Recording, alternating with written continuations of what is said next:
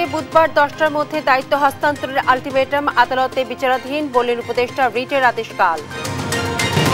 সুপরিকল্পিতভাবে নির্বাচন পেছানোর পাঁয়তারা চলছে অভিযোগ মির্জা ফখরুলের। ষড়যন্ত্র মোকাবেলায় সবাইকে সচেতন থাকার আহ্বান। জুলাই আগস্ট গণহত্যার বিচার কাজ সম্প্রচারের উদ্যোগ নিল ট্রাইব্যুনাল। সুপ্রিম কোর্টে জনগুরুত্বপূর্ণ মামলাগুলো কেন সম্প্রচার নয়, রুল জারি। বসুন্ধরা গ্রুপের চেয়ারম্যান, এমডি এবং তার পরিবারের 9 সদস্যকে দুদকের তলব। অর্থ পাচার, ভূমি দখল সহ নানা বিষয়ে হবে জিজ্ঞাসাবাদ। এনামুল হত্যা চেষ্টা মামলার জামিনে মুক্ত চিত্রনায়িকা নুসরাত ফারিয়া। নারী নির্যাতন মামলায় কারাগারের সঙ্গীত শিল্পী নোবেল এবং গাজায় নজিরবিহীন জাতিগত নিধনে বাস্তুচ্যুতির ঢল। খাদ্য সংকটে 48 ঘন্টায় প্রাণ হারাবে 14,000 শিশু, জাতিসংঘের সতর্কতা। আমন্ত্রণ সংবাদ রাতে, শুনছিলেন শিরোনাম, সাথে আছি বিপাশা চক্রবর্তী। বিএনপি নেতা ইশরাক হোসেনকে ঢাকা দক্ষিণ সিটির মেয়রের দায়িত্ব বুঝিয়ে দিতে বুধবার সকাল 10টা পর্যন্ত সময় বেঁধে দিয়েছেন আন্দোলনকারীরা। এ সময়ের মধ্যে দাবি আদায় না হলে আরও কঠোর কর্মসূচির হুঁশিয়ারি দেন তারা। মঙ্গলবার বিকেলে এই আলটিমেটাম দেন বিএনপি নেতাকর্মীরা। আরও জানাচ্ছেন তন্দ্রা তারুণ্য। বিএনপি নেতা ইশরাক হোসেনকে মেয়রের দায়িত্ব বুঝিয়ে দেওয়ার দাবিতে পঞ্চম দিন পেরিয়ে টানা 6ষ্ঠ দিনের মতো আন্দোলন করছে ইশরাকের সমর্থকরা। তাদের নানা স্লোগানে উত্তাল নগর ভবন ও আশেপাশের এলাকা। মঙ্গলবার সকাল থেকে ঢাকা দক্ষিণ সিটি কর্পোরেশনের প্রধান কার্যালয় নগর ভবনের সামনে আসতে শুরু করে ঢাকা মহানগরের সাধারণ ভোটাররা। বেলা বাড়ার সঙ্গে সঙ্গে রাজধানীর বিভিন্ন স্থান থেকে ছোট ছোট মিছিল নিয়ে বিএনপির বিভিন্ন ওয়ার্ড ইউনিটের নেতাকর্মীরা নগর ভবন ও এর আশেপাশের সড়ক বন্ধ করে অবস্থান কর্মসূচিতে অংশ নেন। এ সময় ইশরাক হোসেনকে অবিলম্বে মেয়রের দায়িত্ব বুঝিয়ে দিতে নানা স্লোগান দিতে থাকেন তারা। একই সঙ্গে স্থানীয় সরকার মন্ত্রণালয়ের উপদেষ্টা আসিফ মাহমুদের পদত্যাগের দাবি জানান তারা। অবৈধ আসিফরে পদত্যাগ করে আমাদের ইশরাককে মেয়র হিসেবে ঘোষণা করা হবে। এরা ভয় পাচ্ছে থেকে এই জন্য আমাদের মেয়রকে তারা বসতে দিচ্ছে না। দুর্নীতিবাজ সরকারের চুরি করা বোর্ডে মেয়র না, জনগণের বোর্ডে মেয়র, পাস করা মেয়র, তার শপথ নিয়ে কেন এত তালবাহানা চলছে? নেতাকর্মীরা বলেন ইশরাক হোসেনকে মেয়রের চেয়ারে না বসালে প্রয়োজনে অনশনে যাবেন। যতদিন না দিবে ততদিন আমরা এখানে পড়ে থাকবো, অনশন করব, না খেয়ে থাকবো। অন্ততপক্ষে যতদিন না দিবে সরকারকে ছাড় দেওয়া হবে না।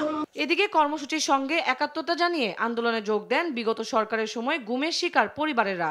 জানান সুষ্ঠুভাবে নগর পরিচালনা ও ন্যায় বিচারের জন্য মেয়র হিসেবে ইশরাককেই দেখতে চান তারা। আমরা চাই ইশরাক ভাইয়ের মাধ্যমে আমরা এই সব তদন্ত বের করতে পারবো। এদিকে অবস্থান কর্মসূচিতে কর্মীদের উজ্জীবিত রাখতে নগর ভবনের প্রধান ফটকের সামনে 6ষ্ঠ দিনেও করা হয় কনসার্ট। পরে মঙ্গলবার বিকেলে ঢাকাবাসীর পক্ষে বুধবারের নতুন কর্মসূচির ঘোষণা করেন ঢাকা দক্ষিণের সাবেক সচিব মশিউর রহমান। আগামীকাল সকাল 10টায় আমরা ঢাকা দক্ষিণ সিটি কর্পোরেশনের সম্মুখে হাজির হব এবং এখানে বিক্ষোভ সমাবেশ করব। 10টার সময় আমরা কালকে কঠিন থেকে কঠোর কর্মসূচি আমরা ঘোষণা করব। কর্মসূচি ঘোষণার মঞ্চে এই আন্দোলন এবং দাবির সাথে একাত্মতা প্রকাশ করেন ঢাকা সিটি কর্পোরেশনের সর্বস্তরের কর্মচারী ইউনিয়ন। দাবি মানা না হলে প্রত্যেক নগরবাসীর সেবা বন্ধের হুঁশিয়ারিও দেন তারা। তন্দ্রা তারুণ্য, দেশ টিভি, ঢাকা।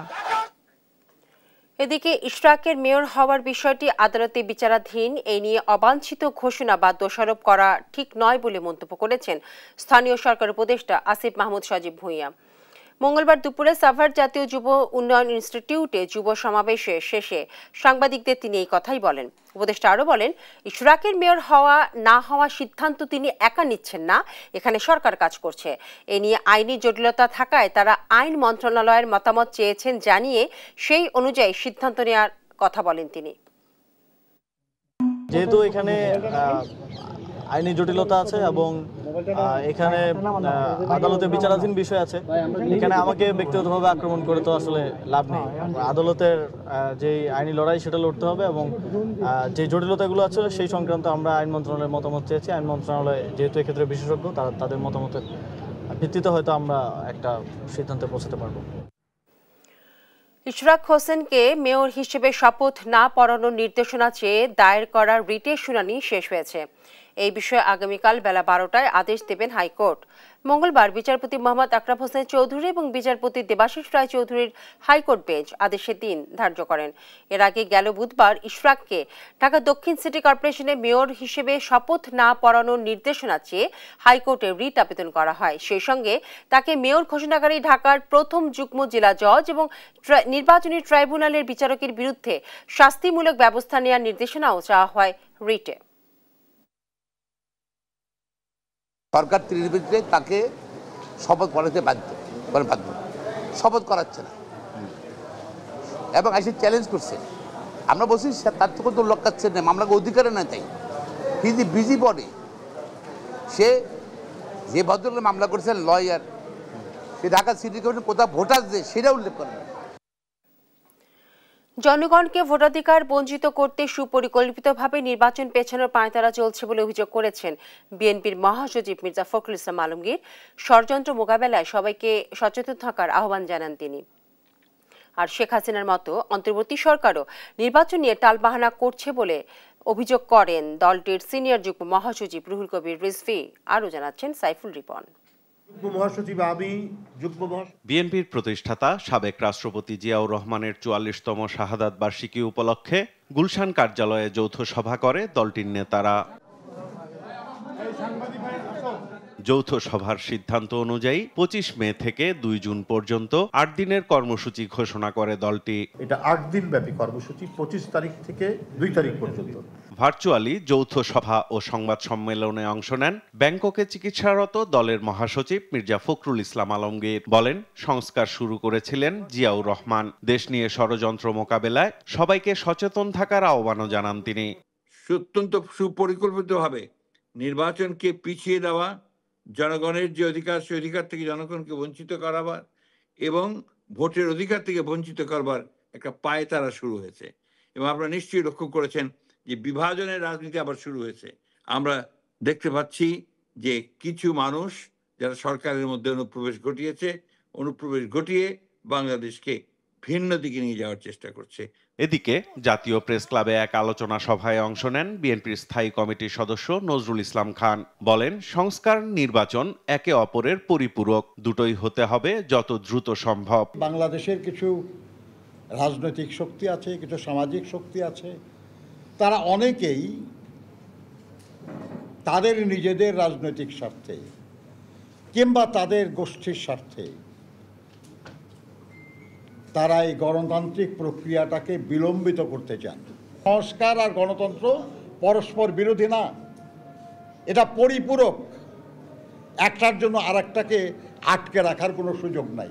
২৪-এর গণ অভ্যুত্থানে আহত রাকিবুল হাসান ও তার পরিবারের সঙ্গে সাক্ষাৎ করতে রাজধানীর খিলক্ষেতের বাসায় যায় আমরা বিএনপি পরিবার। পরে বিএনপির সিনিয়র যুগ্ম মহাসচিব রুহুল কবির রিজভী বলেন, নির্বাচন নিয়ে টালবাহানা করছে অন্তর্বর্তী সরকার।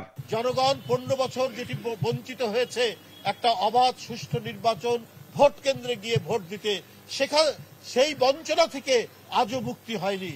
আজও এই অন্তর্বর্তীকালীন সরকার শেখ হাসিনার মতোই নির্বাচন নিয়ে টালবাহানা করছে। সরকার গায়ের জোরে ইশরাক হোসেনের ঢাকা দক্ষিণ সিটি কর্পোরেশনের মেয়র হিসেবে শপথ আটকে রেখেছে বলেও অভিযোগ করেন রুহুল কবির রিজভী। সরকার গায়ের জোরে তাকে মেয়র হতে দিচ্ছে না। সাইফুল রিপন, দেশ টিভি, ঢাকা। এবার জুলাই আগস্ট গণহত্যায় আদালতের বিচার কাজ সরাসরি দেখতে পারবে যে কেউ, এমন তথ্যই ফেসবুক পোস্টে জানিয়েছেন আন্তর্জাতিক অপরাধ ট্রাইব্যুনালের চিফ প্রসিকিউটর মোহাম্মদ তাজুল ইসলাম। এদিকে সুপ্রিম কোর্টে জনগুরুত্বপূর্ণ এবং সাংবিধানিক মামলাগুলো শুনানি কেন সরাসরি সম্প্রচার করতে দেওয়া হবে না জানতে চেয়ে রুল জারি করেছেন হাইকোর্ট। সাবরিনা মজুমদারের প্রতিবেদন। দ্বিতীয় বিশ্বযুদ্ধের পর জার্মানির হিটলারের নাৎসি বাহিনীর বিচারে গঠিত হয় বিশেষ ট্রাইব্যুনাল, যা নুরেমবার্গ ট্রাইব্যুনাল নামে পরিচিত। সেই ট্রাইব্যুনালের বিচার সরাসরি সম্প্রচার করা হয়। এছাড়া ইরাকের প্রেসিডেন্ট সাদ্দাম হোসেন, মিশরের প্রেসিডেন্ট মুরসি, উইকিলিক্সের প্রতিষ্ঠাতা জুলিয়ান এসান্সের বিচারের দৃশ্য সরাসরি সম্প্রচার করে গণমাধ্যম। আইনজীবীরা জানান, ভারত, পাকিস্তান সহ বিশ্বের অন্তত ২১টি দেশে আদালতে কার্যক্রম সরাসরি সম্প্রচারের মাধ্যমে সাধারণের দেখার সুযোগ রয়েছে। এবার জুলাই আগস্টের মানবতা বিরোধী অপরাধের বিচার কাজ সরাসরি দেখানোর উদ্যোগ নিয়েছে ট্রাইব্যুনাল। এই ধারাবাহিকতায় মঙ্গলবার ট্রাইব্যুনাল 1-এর এজলাস কক্ষে ক্যামেরা সহ অন্যান্য সম্প্রচার যন্ত্রপাতি লাগানো হয়। প্রসিকিউশন বলছে বিচারের স্বচ্ছতা নিশ্চিত করতে এই উদ্যোগ, তবে এক্ষেত্রে লাগবে ট্রাইব্যুনালের অনুমতি। সংশোধনীর বিভিন্ন ধারার মধ্যে অন্যতম একটি সংশোধনী ছিল যে আন্তর্জাতিক অপরাধ ট্রাইব্যুনালে যে বিচার কার্য চলবে সেগুলোকে ট্রাইব্যুনালের অনুমতি সাপেক্ষে রেকর্ড করা যাবে এবং তা ব্রডকাস্ট করা যাবে সোশ্যাল মিডিয়াতে অথবা অন্য কোনো মাধ্যমে। আজকে ট্রাইব্যুনালের সেই সেটআপটা, ওখানে ক্যামেরা, সাউন্ড সিস্টেম এবং সকল প্রকার ডিজিটালাইজেশনটা সম্পন্ন হয়েছে। এদিকে সুপ্রিম কোর্টে জনগুরুত্বপূর্ণ ও সাংবিধানিক সংক্রান্ত মামলাগুলোর শুনানি সরাসরি সম্প্রচার করার নির্দেশনা কেন দেয়া হবে না তা জানতে চেয়ে রুল জারি করেছেন হাইকোর্ট। এতে স্বচ্ছতা ও জবাবদিহিতা বাড়বে বলে প্রত্যাশা আইনজীবীর। পিপল অ্যাডজুডিকেট করতে পারবে যে কোন আইনজীবী কি কথা বলেন আর তার রেসপন্সে কোন বিচারক কি কথা বলেন, এটা জবাবদিহিতার জন্য জরুরি। আধুনিক এই যুগে কোনো কিছুকেই রেস্ট্রিকশন করা উচিত না। আমার আপনার কর্মকাণ্ড যদি ভালো হয় এটাও মানুষ জানা উচিত, আমার আপনার কর্মকাণ্ড যদি খারাপ হয় এটাও মানুষ জানা উচিত। এখানে রেস্ট্রিকশনের কিছু নাই। এই সংবিধানের ৩৫ অনুচ্ছেদ অনুযায়ী এটি নাগরিকদের অধিকার বলেও জানান আইনজীবী। সাবরিনা মজুমদার, দেশ টিভি, ঢাকা। অর্থপাচার, ভূমি দখল সহ বিভিন্ন অভিযোগে বসুন্ধরা গ্রুপের চেয়ারম্যান আহমেদ আকবর সোবহান, এমডি সাইম সোবহান আনভীর সহ পরিবারের ৯ সদস্যকে জিজ্ঞাসাবাদের জন্য তলব করেছে দুদক। আর তদবির বাণিজ্যের অভিযোগে স্বাস্থ্য উপদেষ্টার সাবেক ২ ব্যক্তিগত কর্মকর্তা তলবে হাজির না হয়ে আত্মপক্ষ সমর্থনের সুযোগ হারিয়েছে বলে জানিয়েছে সংস্থাটি। মহাপরিচালক আক্তার হোসেন বলছেন, প্রয়োজনে তাদের দেশ ত্যাগেও নিষেধাজ্ঞা দেওয়া হতে পারে। ফজলা আদিত্য রিপোর্ট। আগেও বিএনপি জামাত অনেক কিছু করেছে, জানি না কতদূর বিচার হয়েছে। তাদের যদি আজকে বিচার হতো তাহলে আজকে সাহস পেত। আলোচিত ব্যবসায়ী প্রতিষ্ঠান বসুন্ধরা গ্রুপের বিরুদ্ধে ভূমি দখল, ঋণ জালিয়াতি, বিদেশে নাগরিকত্ব গ্রহণ, রাজস্ব ফাঁকি, অর্থ পাচার সহ বিস্তর দুর্নীতির অভিযোগে টাস্ক ফোর্স গঠন করে অনুসন্ধানে নামে দুদক। এরই মধ্যে শেয়ার অ্যাকাউন্ট জব্দ, বিদেশি সম্পদ জব্দ ও নাগরিকত্ব গ্রহণের বিষয়ে বিভিন্ন পদক্ষেপ গ্রহণ করেছে সংস্থাটি। এরই ধারাবাহিকতায় এবার গ্রুপের চেয়ারম্যান আহমেদ আকবর সোবহান, ব্যবস্থাপনা পরিচালক সাইম সোবহান আনভীর সহ পরিবারের ৯ সদস্যকে আগামী ২৫ ও ২৬ মে তলব করে চিঠি দিয়েছে সংস্থাটি। এদিকে শত কোটি টাকার তদবির বাণিজ্য সহ দুর্নীতির অভিযোগে স্বাস্থ্য উপদেষ্টা নূরজাহান বেগমের সাবেক ২ ব্যক্তিগত কর্মকর্তা তুহিন ফারাবী ও ডাক্তার মাহমুদুল হাসান মঙ্গলবার দুদকের তলবে হাজির হননি। এই বিষয়ে মহাপরিচালক জানালেন, তারা আত্মপক্ষ সমর্থনের সুযোগ হারিয়েছে, প্রয়োজনে দেশ থেকে নিষেধাজ্ঞাও দেয়া হতে পারে। তারা কিন্তু আজকে উপস্থিত হন নাই। এখন পর্যন্ত তাদের কোনো সময় বৃদ্ধির জন্য তাদের কোনো আবেদনও পাওয়া যায়নি। এটা তাদের আত্মপক্ষ সমর্থনের জন্য তাদেরকে সুযোগ দেওয়া হয়েছে। এই সুযোগ যদি তারা না নেন তাহলে এটা তাদের বিষয়। কোনো অভিযোগ সংশ্লিষ্ট ব্যক্তি পালিয়ে যেতে পারেন, তাহলে তাদের জন্য কি পদ্ধতি অনুসরণ করতে হবে আমাদের অনুসন্ধানকারী কর্মকর্তারা সেই বিষয়টি জানেন। নিশ্চয়ই তারা সেই বিষয়ে ব্যবস্থা নেবে। এদিন ২ কোটি ৬৩ লাখ টাকার অবৈধ সম্পদ অর্জনের অভিযোগে চট্টগ্রাম পাসপোর্ট অফিসের পরিচালক সাইদুল ইসলাম ও তার স্ত্রীর বিরুদ্ধে মামলা করেছে দুর্নীতি দমন কমিশন। ফজলা আদিত্য, দেশ টিভি, ঢাকা।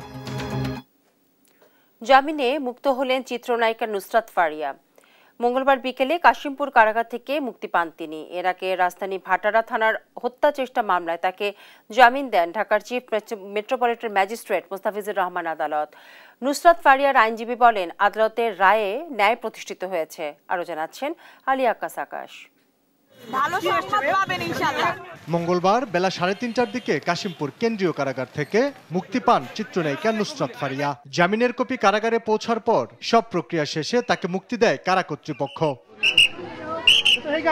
এর আগে ঢাকার চিফ মেট্রোপলিটন ম্যাজিস্ট্রেট মুস্তাফিজুর রহমানের আদালতে নুসরাত ফারিয়ার জামিন শুনানি হয়। আইনজীবী জানান, ঘটনার সময় দেশেই ছিলেন না এই চিত্রনায়িকা। শুনানি শেষে ৫,০০০ টাকা মুচলেকায় পুলিশ প্রতিবেদন দাখিল পর্যন্ত জামিন দিয়েছেন আদালত। যেহেতু প্রতিবেদন জমা দিয়ে দিয়েছে, সেহেতু we had another ground to move for bail petition. সেটা আমরা মুভ করি আজকে সকালে এবং আদালত ১ থেকে জামিন গ্র্যান্ট করে দেওয়া হয়। বিকজ কথায় সত্যতা পাওয়া গেছে যে at that point of time July থেকে অগাস্টের 12-13 দিন উনি দেশের বাইরে ছিলেন। কিছু প্রসেস বাকি আছে, আমরা অলরেডি বেল বন্ড প্রসেস করে ফেলেছি, আমরা বাকি সকল প্রসেস করেছি। এখন ওনার জেল গেটে এই বেল বন্ড নিয়ে যেতে যতক্ষণ সময় লাগে। সোমবার জুলাই আন্দোলনে রাজধানীর ভাটার এলাকার এনামুল হক হত্যা চেষ্টা মামলায় তাকে ঢাকার চিফ মেট্রোপলিটন ম্যাজিস্ট্রেট আদালতে হাজির করা হয়। শুনানি শেষে কারাগারে পাঠানোর আদেশ দেন বিচারক। পরে পুলিশ প্রহরায় নুসরাত ফারিয়াকে গাজীপুরের কাশিমপুর কেন্দ্রীয় কারাগারে নেওয়া হয়। গেল 18 মে থাইল্যান্ড যাওয়ার সময় ঢাকার হযরত শাহজালাল আন্তর্জাতিক বিমানবন্দর থেকে নুসরাত ফারিয়াকে গ্রেপ্তার করা হয়। আলী আক্কাস, আকাশ, দেশ টিভি, ঢাকা। ধর্ষণ ও নির্যাতনের অভিযোগে করা মামলায় গ্রেফতার সঙ্গীত শিল্পী মাইনুল আহসান নোবেলকে কারাগারে পাঠানোর আদেশ দিয়েছেন আদালত। মঙ্গলবার বিকেলে ঢাকার সিএমএম আদালতে এই আদেশ দেন। এর আগে বেলা 2:30টার দিকে নোবেলকে সিএমএম আদালতে আনা হয়। এর আগে ইডেন কলেজের এক ছাত্রীকে অপহরণের পর 7 মাস ঘরে আটক রেখে শারীরিক নির্যাতন এবং একাধিকবার ধর্ষণের অভিযোগে নোবেলকে গ্রেফতার করে ডেমরা পুলিশ। জাতীয় জরুরি সেবা 999-এ ফোন পেয়ে গত সোমবার দিবাগত রাত 2টার দিকে স্টাফ কোয়ার্টার এলাকা থেকে তাকে গ্রেফতার করা হয়। এর আগে পুলিশ অভিযান চালিয়ে ভুক্তভোগী মেয়েটিকে ডেমরার আমতলা এলাকায় নোবেলের নিজ বাড়ি থেকে উদ্ধার করে। এ ঘটনা নোবেল এবং তার 2 থেকে 3 সহযোগী বিরুদ্ধে সোমবার রাতে ডেমরা থানায় মামলা করে ওই যুবতী। গাজায় জাতিগত নিধনের সর্বশেষ হামলায় প্রাণ গেছে আরও 73 ফিলিস্তিনির। খান ইউনিসে চলছে ভয়াবহ হামলা, নেমেছে বাস্তুচ্যুতির ঢল। অবিলম্বে আগ্রাসন না থামলে ইসরায়েলের বিরুদ্ধে নিষেধাজ্ঞার হুঁশিয়ারি দিয়েছে যুক্তরাজ্য, ফ্রান্স এবং কানাডা। এদিকে ব্যাপক পরিসরে ত্রাণ কার্যক্রম না বাড়ালে 48 ঘন্টায় 14,000 শিশুর মৃত্যুর কোলে ঢলে পড়বে সতর্ক করেছে জাতিসংঘ। আরবিদ আফসারের রিপোর্ট।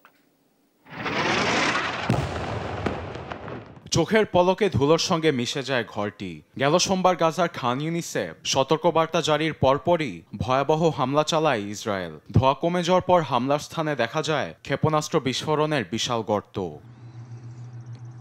আবার গাজায় অভিযানের নতুন ফুটেজ সামনে এনেছে ইসরায়েলি প্রতিরক্ষা বাহিনী IDF। সেখানে দেখা যায় উপত্যকায় হামলার উদ্দেশ্যে রানওয়ে ছাড়ছে হেলিকপ্টার সহ ইসরায়েলি যুদ্ধবিমান। দিন দুপুরে বাসাবাড়িতে চালানো হচ্ছে ভয়াবহ হামলা। এতে 24 ঘন্টায় প্রাণ হারান অনেকেই।